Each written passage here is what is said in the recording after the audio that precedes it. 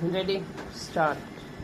On behalf of the government and the people of India, I extend a most cordial welcome to all of you. We appreciate the spirit in which you have accepted our invitation, for, in spite of the difficulties imposed by distance and by preoccupations in your own countries, you have responded to our call. I also wish to place on record my thanks to UNESCO for having acceded to our request to hold its first Asian seminar in our country and extending to us assistance and cooperation in all possible ways. You have met here today to discuss what is perhaps the most important and vital problem for all Asia. The welfare, progress, and prosperity of any state depends upon the quality of its citizens, and this in turn depends upon the education which molds their character and shapes their thoughts. A sound system of education is important for all countries. It is still more important for the countries of Asia. Here we are witnessing a new awakening after centuries of slumber and inactivity. The past glorious traditions of the Asian countries demand that this new awakening must bring to the world a new message, even as our ancient civilizations sent forth to the farthest corners of the globe. For Asia gave to the world its religions, philosophies, cultures, and civilizations. The challenge of our ancient traditions and the spiritual poverty of our immediate past both require from the peoples of Asia an exceedingly great effort for the reconstruction of their lives in all spheres. This involves a basic reconstruction of our modes of education, for without such education we cannot fulfill our hopes. Ours is essentially a democratic age, and the spirit of equality, fraternity, and liberty is sweeping over all the peoples of the world. The Asian countries must reconstruct their polity and their society in conformity with this spirit. It is universally recognized today that education of the future citizens is one of the prime duties of the state. On such education depends our prosperity and welfare. Of even greater urgency is the problem of educating the adult population. They determine the present, which in its turn will shape our future destiny.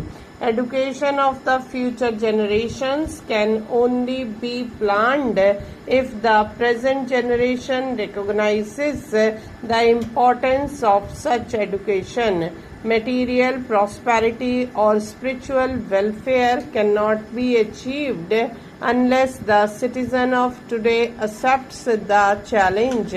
When we contrast the demands which democracy makes upon citizens of a state with the actual condition of education in the different countries of Asia, the picture is one of grave and anxious concern.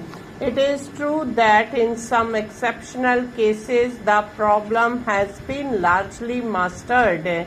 We have Japan, which according to figures available for 1999 has a literacy figure of 99% and illiteracy of only 1%.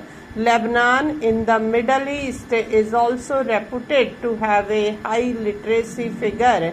In 1995-96, literacy in Turkey was 60% in the towns and 40% in the villages. The Philippines, with its figure of 52.6%, is also comparatively well placed. The same remarks would apply to Ceylon, Thailand, Burma, and China. We cannot, however, gauge the magnitude of the problem of percentages alone. China has a literacy figure of over 50%. If we take the total population of China to be 950 million, this would give an adult population of about 425 million.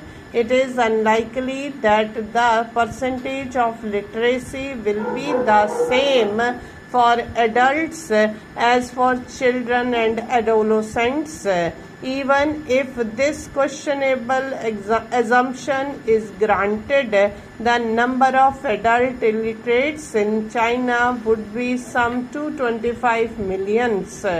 If we take the figures for India, we find that in pre-partition India, the total number of literates according to the 1941 census was 37 millions.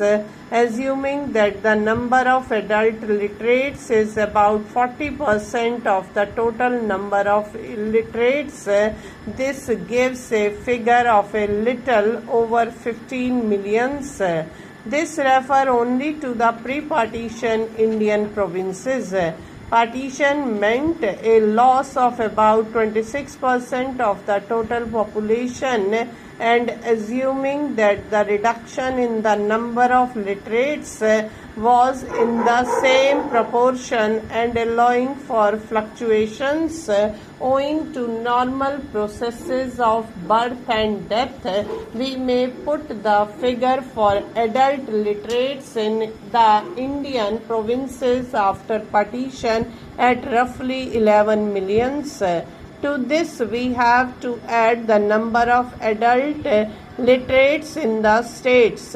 This is estimated to be about 6 millions. The number of adult literates in India on the basis of 1941 census is therefore approximately 17 millions against a total adult population of about 180 millions, which gives a literacy percentage of slightly less than 10 for adults.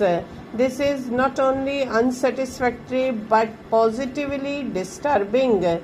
Naturally, the Government of India proposed to give the first priority to it. Stop.